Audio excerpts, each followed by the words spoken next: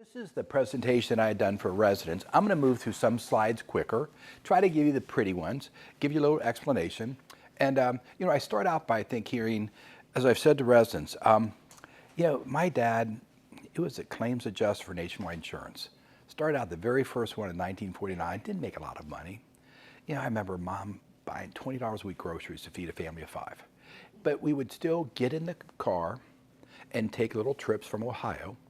And he kept this catalog that he reused an old claims manual. He turned the pages backward, typed it, and I have copies of 50 years of diary, which is every movie he ever took. So we have the film, we have that. So recently I've gone back to it and said, 1966 with David and girls, first trip to Williamsburg, Virginia. 1968, we're going back through Newport News on our way to whatever. So it's sort of fun for me to see. Before, a couple years ago, I was actually in this area as a young child that I remember a little bit about Williamsburg, vaguely.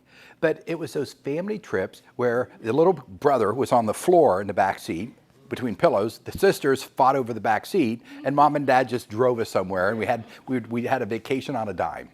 So that was sort of it, but it put a travel bug into me. And I guess in raising my family, I tried, because I never went as a child, but got them to their first Disney experience and tried to do some things, and we would do some drives, whatever. Gave my kids a first experience of a cruise. I did that when the oldest was in high school. But trying to just take family experiences. We were able to, one time, I know all the kids, we went to a house that actually was presented to me by the owner of a retirement community where I worked. He had it up on Green Lake, Wisconsin, and we stayed at this home. I was able to get all my family there together, and the kids and some grandkids at the time. So all good, but creating experiences. So that's sort of what I'm at. So now that I have this unusual experience of being married to Vera, who's from Albania, and we've done a few more things. So these are some of the places that she and I have both done. A couple of them, Egypt was my own. I did that one with my daughter years ago. But just a lot of places that we visited in different cities. You can multiply it because these are just more of the areas. But I've done presentations. I've done this number of them with the residents so far. When I start out my venture, I do a plan. Paula's seen this, and I map out, no surprise, right? I map out the days that Vera's going to go in front of me, when our airplanes are, et cetera, and I put together what becomes almost a 34-page document. Because it's got everything in there, and it's just done simply. Usually I just use Word, but it has all the things I need to, and it's a way I put these together like puzzle. Some people hire a travel agent or go through a tour group, and I'm like, this is my puzzle. So like in January, February, March, April, I'm just sort of tickling around, saying, that's an interesting one. Maybe that tour, maybe we'll get that city. Or, if I wait until here and get this train fare, I can get there from here to here for $12 a person. I just do a lot of searching and bargain hunting. When this past year, when we flew from Tirana to Pisa, Italy, we paid $29 a person for airplane. $29 a person on Wizz Airline, and it did have wings. It had wings and 2 jets. It did fly. It's actually a pretty sweet airline. So I'm pretty savvy about using sometimes booking.com, sometimes things, booking the railroads. There's like 2 or 3 different carriers I'll use, but you learn. So I make a map. So we're going to talk a little bit about Europe. And the first thing I would say to you, Europe is almost like the United States. Like driving from here to North Carolina, from here to Georgia. It's like driving from Italy to France or whatever. So if you think, and overlay the United States on this, it's pretty similar. So as Vera and I go to Albania, which is this little country right here, her parents live in Tirana. Tirana is the capital, 3.5 million. It's a beautiful little area, but it was communist from 1945 until 1991. And it's now coming around. It's now becoming the hotbed of tourism because it's really picking up. So each year over the last 10 years that she and I have gone to Europe, our first stop in Tirana is pennies. A 5-star hotel originally was $40 a night, included breakfast. It's just like, you're kidding, this is $40 a night? It was better than anything you can even see here, quality-wise. And then we would rent a car, and $100 to rent a car and have it for 5 days.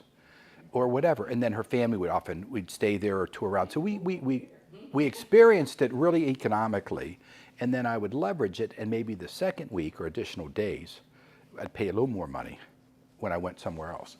So we try to be smart about it. So we've always hubbed out of Tirana and gone to different locations in our trips. Quick snapshot of her father. This is the place that we stayed this past year. This is Albania. Mount Tome is the second highest, I'm not going to show, second highest mountain in Albania. This is in the southern area. But just this winery, this little place, we saw it, found it last year and said, Jimmy, let's go back. Because, we're spending like 1 or 2 nights there and having all of our meals and spending like $100 total, $150 total. It's like, let's go back. But it's just a wonderful experience. So the beauty of it, and that's Vera's father. And this year we had these 2 little portable fans that I brought with us from Amazon. And every single person we ran into this year in Europe, I probably could have sold 100 of them because it was hot. And at first, some people, is it a translator? No, it is a fan. And it ran for like 8 hours on a charge. They're the coolest little thing. So we got those. She does. So Vera, you can see here, so she had broken her arm 8 days before I got there. And of course, when she first told me, I said, do you need to fly home? What are the specialists saying? Is in alignment, do you need surgery? And he said, no, he's really happy with the way it's set up. He just wants me immobilized. The doctor's given full clearance. And even though it's sometimes developing, their health care in Albania has been pretty decent in the last decade or so because so many of their doctors come over here for their residencies. They're American trained. We've had that a couple times. So yeah, she had her broken arm, she's immobilized, and I'm taking care of her ponytails and everything else during the trip, but it all worked fine. But that's her father, Mali, or Ismail. Ismail, and Shania is his last name, her maiden name. This is where her mother's from. This is Berat, and I'll just hit a couple here in Albania and move on, but you need to understand Albania is one of those Mediterranean countries. It's almost like Italy and Greece, because it sits right between the two.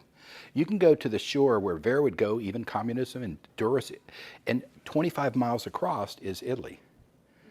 25 miles across right there, it's between the Ionic and the Adriatic Sea, is Bari, Italy. You go to the south part, and from here, we could probably drive another 100 miles, and we're in Greece. So you got to understand, that's the neat thing when you start doing it. Albania, though, doesn't have the trains because of communism, and they destroyed a lot of stuff. It was stupid what happened in 1991. They tore down their infrastructure because that was communism, not just fiber. No, keep going, keep running your trains. But the roads are coming along, you can drive. This is known as the town of 1,000 windows. And this is where her mother's from. There's a castle up on top. We were there the first year, and then again, but there's a castle on top. I've climbed up there, been there, but a neat little town. Just looking out, we went to the northern part of Albania, the Alps it's called. And again, the Alps is a mountain range in Italy, it's Switzerland, et cetera. You got the Matterhorn up there, et cetera. But this is a mountain range, and Albania is the most mountainous country in Europe. More mountains per square mile. And this is an example of some of the mountains in Albania. Just some pictures that I take. Again, I'm using my flip phone. All these things, just amazing, the pictures that I get out of that thing. But I really am careful about framing. I really pay attention. Of course, here, she's trying to suggest we just climbed that. We hadn't. But honestly, we then did go 3.5 hours up in, and we did climb. And she was up for it. I said, as long as you're okay. Really cool little vineyard. This is where we were staying overnight. These are the types of foods that you get. One thing they have in, Paula, you would love these, this top plate right there. In Albania, they make this breakfast fried dough. It's fried dough. It's almost like an elephant ear. Every morning they're putting them out on a plate. And you can put jams and fresh homemade butter and honey on it, because honey is everywhere. They have beehives all over the place in Albania. So a lot of fresh fruits, and the fruits and vegetables taste so different. The tomatoes have flavor. But they'll serve you that type of fruit and vegetable with eggs and feta cheese. That's where the jams and the honey and the butter is on that. So that's an example of a free breakfast. This is some dinner and some potatoes, etc.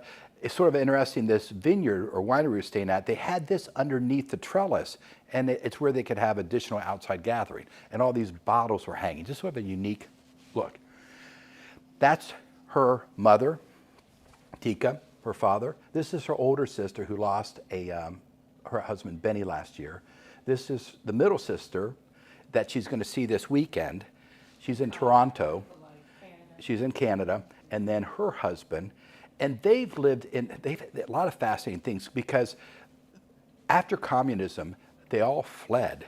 He had worked for the old communist government. They had to go to Greece for 10 years just to be safe because of him being jailed, et cetera. It's really crazy what they've had to live through. You know, he tells me stories, and so is Vera. Well, we knew growing up when we went to Saranda, Honduras, we never went in the water and started swimming towards Corfu because there were snipers that would shoot and kill you. You were not allowed to leave Albania. You know, hear someone tell me of that. The fact that they didn't have their first refrigerator until like 1990. Because every day they went to market, got foods, government provided bread, just so different. So those are some fascinating things, but they're happy people, they're laughter, and this is just, went out, and he's very successful, actually has a wedding planning business and stages. He does, like for the most wealthy people who come in Albania, he'll stage $100,000 weddings. And that's just the props. So he's doing really well. And he has a home in the Netherlands. They all went up to that for a bit. So it's just very interesting having this eclectic, but that's a little bit of an extension. So we went then from Tirana, Albania, and we flew on our Wizz airline. And yes, in Tirana, there are no jet ports. You have steps on front and back. I actually like them because you can get on the plane and off the plane a lot easier because you got two stairways. Yes, you got to carry your carry-on or whatever up the steps, but it's sort of interesting. And some of you may have in other countries here in the Caribbean and even in Mexico, I've been to places where there are no jet ports. You literally have a plane pull up and you're getting in and out, and that's what it is. What's funny here is, though, when we first go in there, it was only getting like maybe 8 to 10 flights a day, almost like Newport News Airport. Now at the Albania Tirana Airport, probably 40 flights an hour. It is picked up, and they don't have jet ports yet, but they're doubling the size of it. They're building it. But they have these buses that run you to your plane and take you back to the terminal. So it's crazy. You get on a bus here. Wait, my plane's right over there. Well, you get on and go. Come on in, Shelby. Come in. So anyways, let's get on. So we then went. Italy is roughly the same size as New Mexico. So I sometimes try to help residents, helping you put in perspective, how big is it? What is it like? So all of Italy is the sign of that, or just smaller than the size of Georgia and Florida combined. 59 people, 59 million in there. So we got to Pisa, got a little Pisa mover, which moved us around the airport, got on a train, and we were heading over to Florence. So Florence, Italy, a lot of Renaissance, a lot of art, central part of Europe. Second largest city. So of course, the first city you're going to think about in Italy is Rome, right? So Rome is the big one. And what's interesting about Rome is it has the Vatican City, where the Pope is, and Vatican City is, trivia-wise, the smallest country in the world. So you've got the Vatican going on. You got that. You got Rome. We did Rome a couple years ago and can share some wonderful pictures of the Colosseum, et cetera. It was incredible. But I've always wanted to do Florence, so we did it on this year. Florence is more northern part, north central, and it's in that Tuscany region. So when you hear Tuscany and all of that, it's there. So that's vineyards and great food and a lot of other stuff in really quaint towns. Here's what I always appreciate about Europe. In so many of the cities, you don't see cluttered buildings. You don't see hodgepodge skyscrapers or this or that, or let's build this skyscraper or let's tear it down. Let's build this stadium, and then let's tear it down and build a brand new stadium. In Europe, they treasure things. There's so many places where all you're going to see is 0 to 5-story buildings, and something like the Duomo, the main cathedral, don't build anything bigger than it. Now, there are some cities, Prague, et cetera, you'll see a newer section. It's a little bit further away, but you still have the old city that's just, it's quaint. You walk through the streets, it's just, and most of them have old parts called viejo or different words meaning old that just, it's a place to go. So we stayed, found a bed and breakfast, and we stayed right there. When we came out of our door, I looked up at that. So it was a 5-room bed and breakfast, and it was special. Florence, this is like, it's the capital of Tuscany, architectural Renaissance. Duomo is that cathedral. There's this bell tower by Ghiatti right next to it. The Accademia displays Michelangelo's David. David is the sculpture of the naked man that with muscles and all this stuff. So that's there. Uffizi Gallery, I'll show you that one, Birth of Venus. So population of Florence, 400,000. Also in Italy, it's actually Firenze. F-I-R-E-N-C-E, Firenze. Actually, I always buy mugs. I got a full cabinet of mugs. I got to bring some more in here now. I keep on moving. But I've got one. It doesn't say Florence on it. It just says Firenze. So each town sometimes will hang on to its original name. So we got off from the train. I knew we could walk. That's the door that we went up these stairs. But when we went up there, we were near this cathedral. There's some history about that cathedral. Look at the years. Things that were built in 1200, 1400. And the marble panels on this beautiful cathedral. I wish, it's one thing you look at America and you think about the Old West. What did we do? We built cities going out and we just built them out of wood. First it was the stockade forts and then we built these things out of wood. We never, other than you can go to Boston and Philadelphia and the Freedom Trail and you'll see the brick buildings and some longevity. Go to our area here. Where can you say there's really, other than we're unusual with Williamsburg and Yorktown, there's some, but you don't have that city. You can go down to Savannah and feel a little bit of it. There's a few East Coast places, but when you start going across our country, there isn't that, because we're not as old. They were here and they were existing. So again, that's that picture. This was actually on a tour we took. I took this picture from a top looking back. This is that bell tower. That's the dome. This is actually a crypt.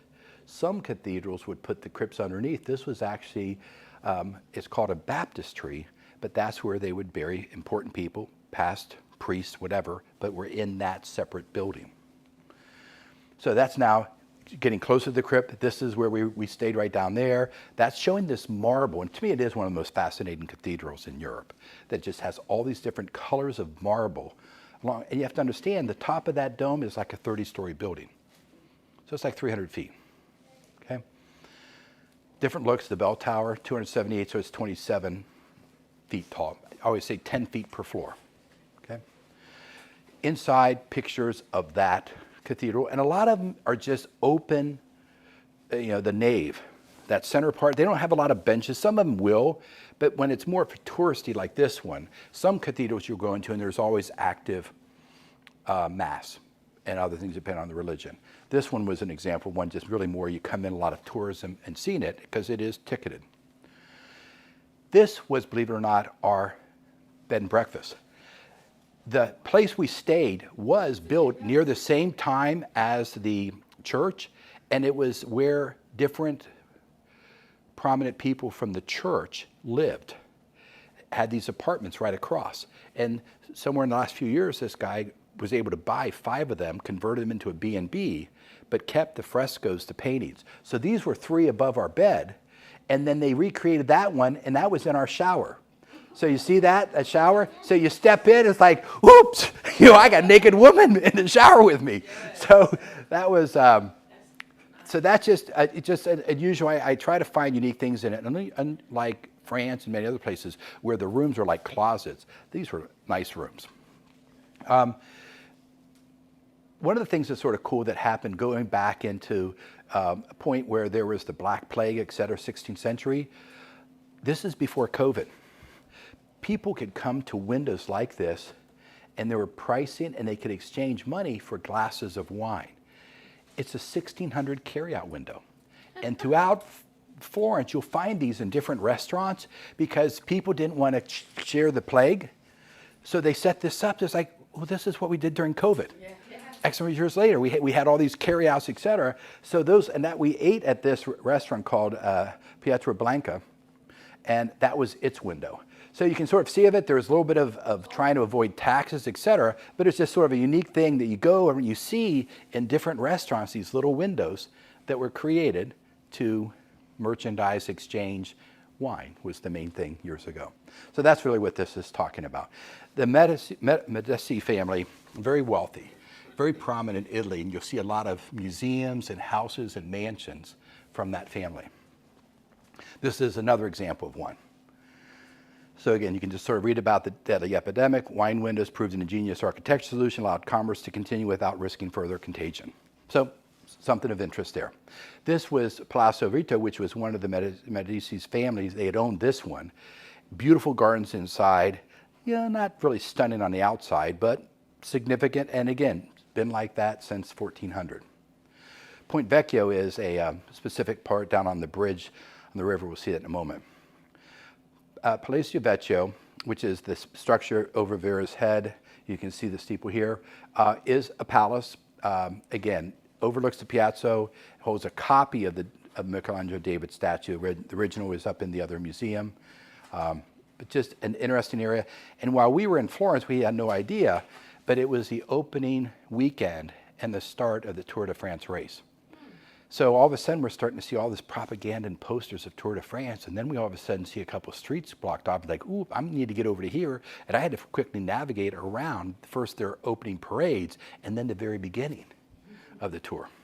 So Tour de France had people from all over. I was lucky to get my hotel booked way in advance because they get busy. The statues, the naked people, everywhere.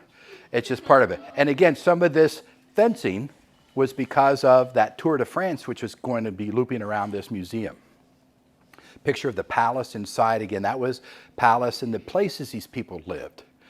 Just beyond. You got a few places in our country. You got the Biltmore. You guys have seen that. There's a few places that, you know, the Hearst Mansion out in California, those private residences, but you see these mansions and palaces there, they're incredible. This is the old bridge. It literally has shops and stores across it, and it's been there for centuries, but it's really a hallmark of Florence and going across the Arno River. But it started out having butcher standards, et cetera. Now it's just got a lot more upscale things. But you walk across that filled with tourism. You sort of have an old part of Florence, and then we stayed on this right side. Again, Museo Uffi, we went into that. Beautiful, a lot of unique art there, things that you see. And you just walk up and down, and we start picking up different pieces we see from different countries. Vera, of course, always finds something from Albania. So that's that. And Skanderbeg was their renowned leader, and we'll often see artifacts, pictures, paintings of him. So she's always looking. But museums are, I don't spend a lot of time in it because you know my patience. I'm like, okay, got it. Yeah. There's sometimes I'll stop. Some people are like reading I'm more into I like the architecture, probably much more than the art. This is examples of just carvings. So these were like 8 foot long. But the things that are restored and were kept over the years is just phenomenal. Other things, that was Skanderbeg. She had to get a picture of that. She knows she could read those Greek letters because she can speak Greek. Tour de France, yep, it started. Yes, there were crowds, but we saw that and all the yellow banners, et cetera. So the whole town was filled with pomp and circumstance and the race. We then went to Cinque Terre, which is a coastal area. So it's along the west part of Italy, and it's this series of Cinque, 5 little lands, 5 little towns, and you know, one of them I've got now is my screensaver. I think it's the one on the right. But these are pictures that I took a private little tour there. Mark Heston, that we've had come visit with us. Mark and his wife had gone to Italy, and I said, give me a tour company. And he did, and I did land that one.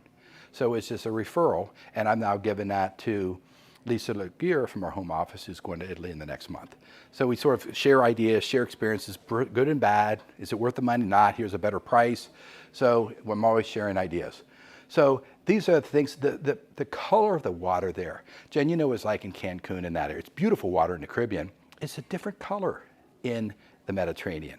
And it's not just the Mediterranean Sea, it's Ionic, it's Adriatic, it's all these other seas that I can't tell you all the names of them, but there's dozens of them. Cinque Terre, again, we took a tour, we walked around between the first town, saw all these things, people swimming, you could see fish right down in the water, walked on that way around that. So we had a little bit of a walk. Then we got into this tunnel and we took a train because there's this train that connects these 5 little towns, all built. And one of the things that I sort of am fascinated by, I'm going to go back to this picture. If you think about it from right here, you say 1 floor, 2 floor, 3 floor, 4 floor. When you get to the top, it's 35 floors. The top of this village is like 35 levels top than the sea level. And you walk that, and the exercise they get, Jiminy, you want to talk about blue zone, this is part of the blue zone, and where they take care of themselves, eat a lot of fish, get a lot of exercise, fresh air, moderate temperatures. So this is an example of, not Sardinia, which is just right across the water from here, you could almost see Sardinia, that is one of the blue zone areas as I remember it. So anyway, so it's just the height going up that hill is amazing. And at the top, then there's terraced areas, there's wineries, orchards, etc. So we got on this little train, sped down to the next little town, Manarola. Beautiful. Again, you see the building up the side, you see the terraces, you see the little narrow. I love little narrow streets. And then all of a sudden you come across a little marketplace or a cafe or fresh bread being made. It's just like, this is cool. Colors of the Ligurian Sea. So even though we may call it the Mediterranean, right here it's actually called the Ligurian Sea. But the colors, the flowers is really cool. Looking back. Then we took a ferry to the third village, which was called Vernanza. So, yep, tons of people on the ferry. You just navigate it. I don't know. You go with the flow. I know how to get the tickets. You do it. Sometimes just patient. Hey, I'm looking at all this. I don't freak out. Believe it or not, sometimes you have to go with it. And that's what I've come to learn when I'm traveling. When I'm traveling. And that's how we do it. And this little town is, again, so picturesque. We went up to that little church, very humble. Went over there under the umbrellas and had lunch. This tour operator had reserved tables for us. We just paid our own meals, and again, plate of pasta, salad, whatever, $10, $12. It's not, probably a little more expensive in some of these places with high tourism, but reasonable. There, some people were swimming, we did not. So that's this little town, little boats. It is a fishing village. That's where we had lunch underneath the thing. Train back to the first spot where our van was parked. We went backwards through that tunnel, and the tunnels in Europe, even in Albania now, are equivalent to our bridge tunnels here. There's a lot of them, and mostly through trains. But even in Albania now, there's some really beautiful tunnels. This past year we went to a 2-mile one. So Albania's roadway is picking up now. They're putting money in infrastructure. But the amount of tunnels in Europe is beyond your imagination because they're so good into public transportation and moving people around. Went back to Pisa, and I thought Pisa was just a tower. No, it's a cathedral. That's its baptistry, a crypt. That's this sort of round-looking thing. And of course, you got the tower, but I was impressed. There was a lot more to Pisa than met the eye. You don't spend a lot of time there, 45 minutes, 50 minutes, but you could walk around and see it. We did not climb it, but you can climb.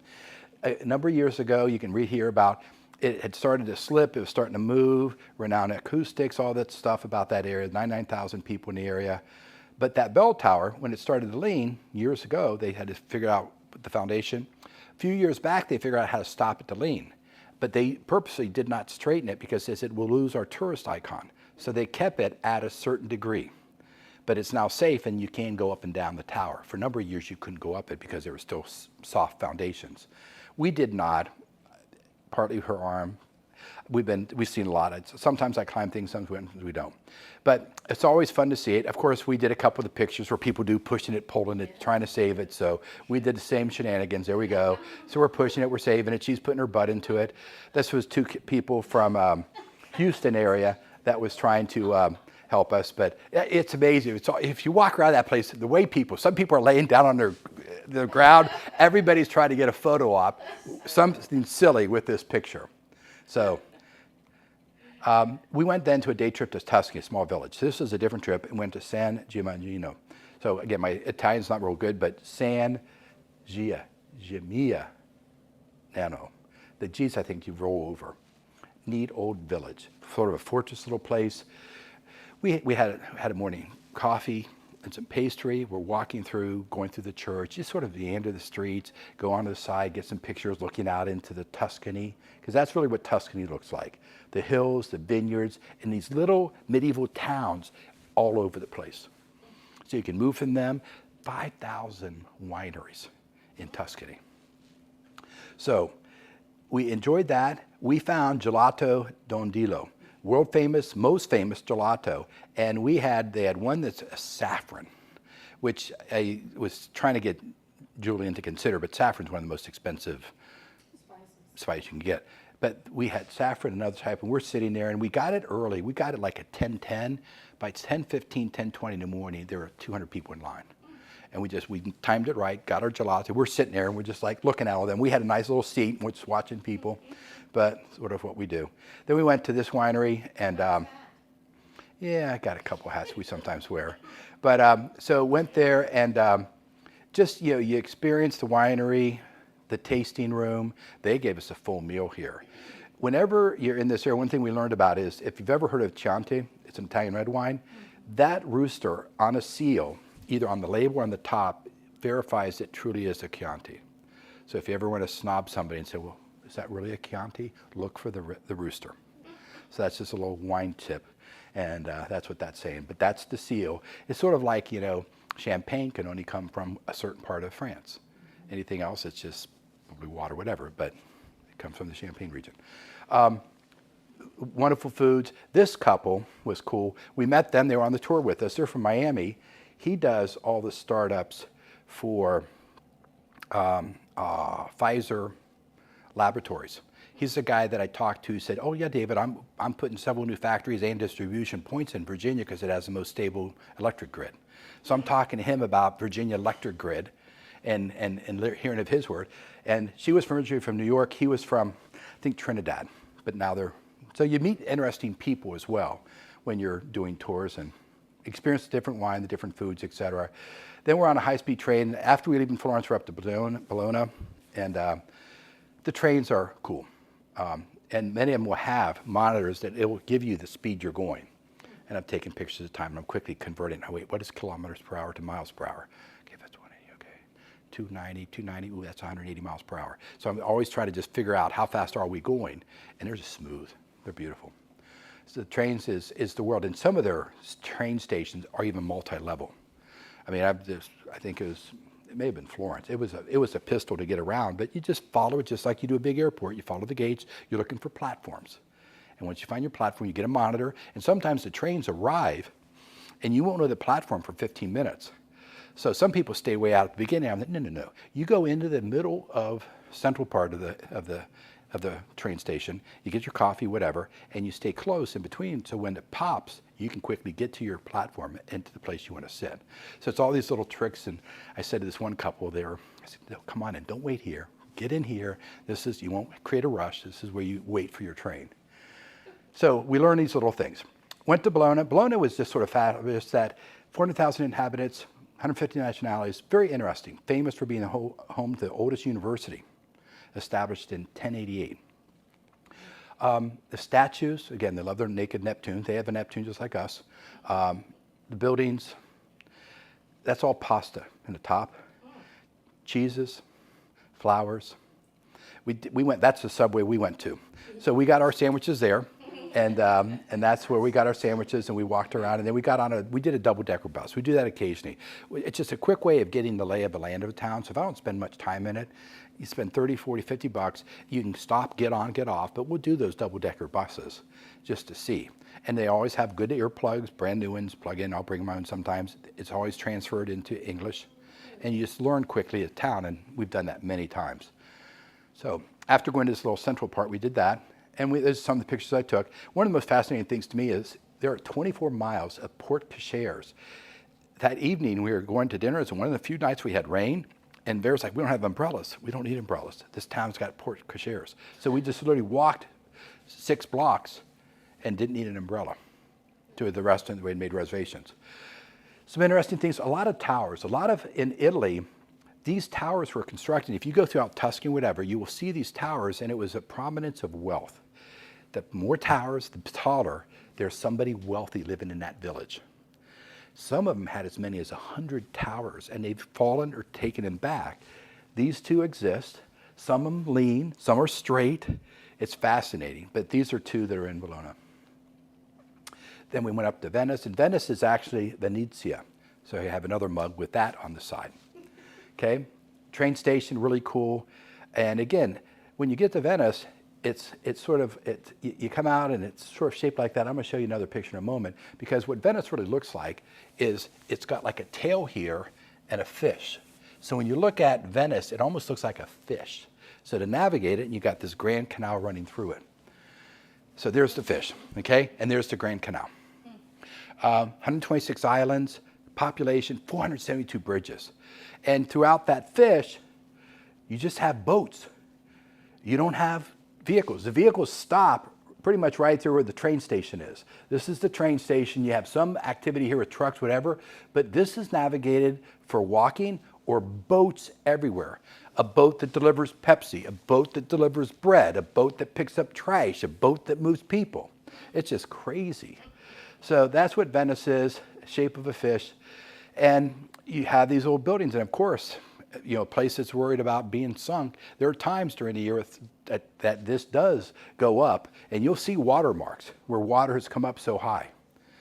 And then it recedes after a certain season or high tide, low tide. But yeah, Venice will be flooded. You know, it's got a life sort of like Rodanthe or whatever you want to talk about. But the age, it's, so buongiorno. This is where we stayed at Siena Palace. Took a ride on one of these at the end. You can get on gondolas and pay between $70 and at night $110 for a gondola ride. You can buy these water taxis. I chose to do this a little bit less expensive, and this is how we got back when we were leaving. So on the way there, I just took the water taxi. It was $6 a person. We stopped at different spots, got our luggage off, went to this hotel. And the pier from the water taxi was just a few meters away. So I knew I could just take luggage, boom. I had everything thought through because I knew I had one luggage and I had a wife with a broken arm and how am I going to manage it? So it worked. But on the way back, we did ride in one of those, and that's, believe it or not, nicer than Bruce's boat. Those things are pretty amazing. It's like a limo. It's got big, long benches. You can probably seat around 18 people in here, or you can stand here in the back, or you can stand up here with the driver. There are, if not dozens, hundreds of these throughout Venice. That's how people get moved about for private transportation. And you see them everywhere. And there's the old gondolas. The gondolas cost about $40,000 a piece. So the guys who are doing those, and again, it's, you know, they got that one oar. I still haven't figured out how they maneuver. And then they get caught up, and some of these canals are like on top of each other. But it's cool. This was the Grand Canal. It's sort of like the old movie Boatniks. I don't know if you ever saw Walt Disney Boatniks. It was this crazy thing like, it's a crazy day on the marina today. That's what this reminded me of. The bridge is there, et cetera. I thought that was my silver Hershey kiss. Yeah. I don't know what it was. That was just like a residence. And that was her private little bed there. One of the main bridges, that's Point Down. Then the cathedrals, plus this one's under construction. Whenever they do something under construction, they do some interesting coverings. And here it's almost like a billboard in front of that church cathedral that was under construction. Boats, the water. St. Mark's Bell Tower, 300 feet high, the Dodge Palace, and then St. Mark's Church. This is the central square of Venice. You walk through it, it's gorgeous. St. Mark's Basilica, it's opulent, has more gold inside of it than you could ever imagine. Just look at the architecture. This is what I enjoy about Europe. Yeah, I don't find anywhere else. Do I like nature? Can I do all that? But this is just different. We went inside this. It was a pretty modest amount, not expensive, but you have to pay. Some cathedrals you get into for free. Some like this you have to pay. But there is a lot of gold there. And at the front altar, which you get under, up in here, it's like all gold. But just the beauty of them, they're just so different. You walk in on a hot day like this, it's a little bit cooler because they're so well insulated. Just different. But those are just pictures within that cathedral. Back out, looking back up at the tower. The gondolas, a couple pictures that I took from my camera. 30-minute ride, 90 during the day, 110 euros. So again, a euro is usually about 25 cents. 1 euro would be $1.25 US. So if it's 110 euro, it's probably like 130 US. So you have a conversion, and sometimes it goes up and down. 6 months to build, and it costs 40,000 euros, which would be more than $40,000 per. We went to this place, and first we were in a tourist area, and we bought a mask. And of course, the mask says made in Venice, et cetera, and it's a beautiful colored mask. And you know, we've got a couple we've got for decorations or could wear them for Halloween. And then we find this guy, and he makes them. He said, "Oh, what's in your bag? Did you buy one of those made in China from the vendor down the street?" And we said, "Well, here it is. He said, feel this one and feel mine. This is plastic. This is paper mache and plaster, and this is how you make the genuine mask." So we went into a store. So that's him. There's Vera with a mask in front of her. I took the pictures of that. So we ended up buying two things. We bought like a little moon thing that we got packed and brought home, and we brought another little unique mask. It's a metal one that's just so ornate and just decorative. But These were made, and these masks were used way back in early Italy, because if I came from a poor family and Paula came from a rich family, but we wanted to date, you couldn't be seen with me. So we wore masks. And the people in the community wore masks, so it sort of hid the socioeconomic. Then later on, during the plague, the masks, particularly ones like this with the big nose, were used during the plague, and they put a rag with alcohol in the nose as a filter. Pretty smart. It worked. So they started out more for decorative and hiding social classes, and then at one point the mask had a purpose. So, you talk to guys like this, good English. It's, so often in the cities we go to, English is a universal language. But if you do say buongiorno and you say a few words, they appreciate it. France is probably the snobbiest place, and that's the only place I'd say, gee, Marie, they were snobs.